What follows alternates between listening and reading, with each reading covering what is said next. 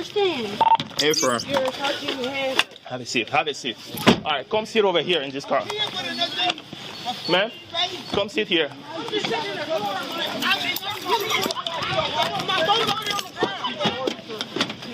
Go ahead and have a seat. I just pulled up here. Let's hurry up, please. This is urgent. Have a seat.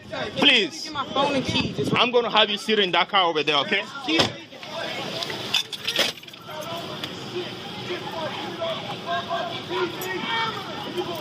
Oh my fucking God, bro! Get small cars to count. Man, come with me. You get my phone. Yeah, I'll get it later. I need more cars. Every row, I need more cars. Selfish son of a bitch, man, for shooting that girl. Ma'am, come with me. That is crazy. My phone is right there. My keys. I'll get it later. Let's go first. Shoot a girl. And she ain't come at you with no life. She fucking came out here.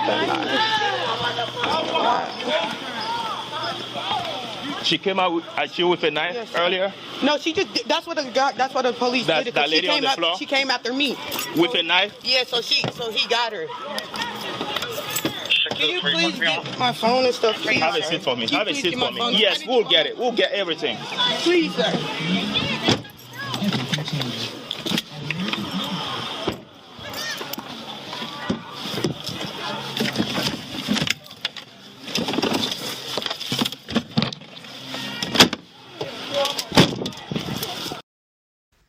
What's going on, y'all? It's Big Facts again, coming at you with another video.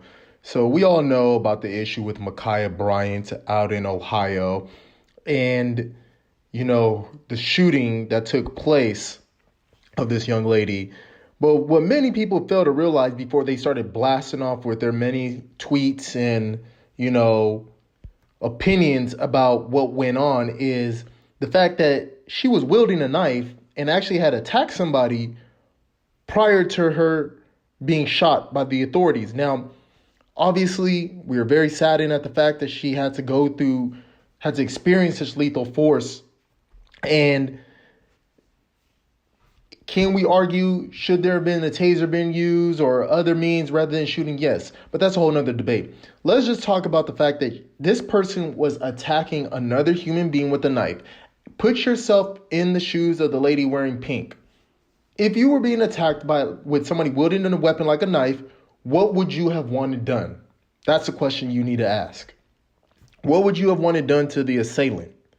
Now, you have people like Lebron James who go out, tweet things, saying that he's angered, you know, about what went on, and then later went back, you know, trying to change some of what he said, you know, talking about accountability. But let's talk about accountability within our community, the Black community. Like, you know, this type of disrespect, this lack of, you know, respect for our own selves, our own lives has got to stop if we expect others to be held accountable and to respect us. No way should these girls have been fighting like that, trying to kill one another. That in no way is how anybody should be conducting themselves. If they had a problem with one another, you talk it out like adults or you call the authorities. You know, not trying to wield a knife or trying to stab somebody and giving ammo to your enemies to use against you. You basically gave ammo to the cop to use against you because you wanted to go stab somebody. That is not right, and we don't wish this upon anybody. But let's talk about that level of accountability, which a lot of women, especially Black women, lack, is accountability.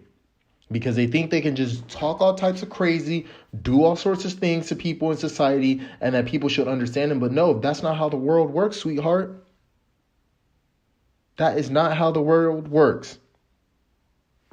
And it's not like, are there racist cops out there? Yes, there is. No doubt about it. There is. There is no doubt about it. But if we know this stuff, that, hey, we're not playing on a level playing field, why would we give our enemies the weapons to use against us? Why would we even give them a reason? We should be conducting ourselves way better than our counterparts, so that there should be no reason or no mix-up for them to use lethal force against us. And if they were to make the mistake in doing so, by all means, the book will be thrown at them and they will be held to the fullest extent of the law. And then another issue that goes is like these celebrities, that run off and ignite even more passions to the gullible public by tweeting things, that put other civil servants who are, on the front lines day in, day out, that know the full scope of what they're facing. But these celebrities go out and tweet this nonsense without knowing the full scope of things. And they'll later try to retract it while not realizing the damage that they've already caused. Him tweeting that picture, of the officer saying he's next, then later deleting it. That's some nonsense right there. LeBron, you could have held this guy. This guy really could have lose his job, actually had danger put upon his life, all thanks to you not taking the time out to want to investigate. Now, you call yourself an intellectual in matters like this, but what people fail to realize is you're not an intellectual. If you were an intellectual, you would take the time out, do further extensive research before you go off rattling out a tweet. You have over 49 million people, close to 50 million people on your social media platform. That's just on Twitter. My guy, you got to think. You have to mentally respond instead of emotionally reacting. And that is what a lot of minorities are doing. They're emotionally reacting. LeBron James included. You're emotionally reacting instead of mentally responding. When you mentally respond, not only do you gain the respect of your opposition, but then you are regarded at a much higher esteem. People think twice before trying to step to you or come at your community. All right? So before we start throwing around the accountability to the officers, let's have accountability within ourselves, within our own community. Because when you look at the footage that was played before this video, you seen the lady in the pink. She came out and admitted, like, yes, she was being attacked. The lady that got shot attacked her with a knife. But I want to hear what y'all have to say. This idea that we have these black celebrities, athletes, thinking they're social justice warriors when they're not. They are not the leaders of the black community. If anything, they're causing more harm than good.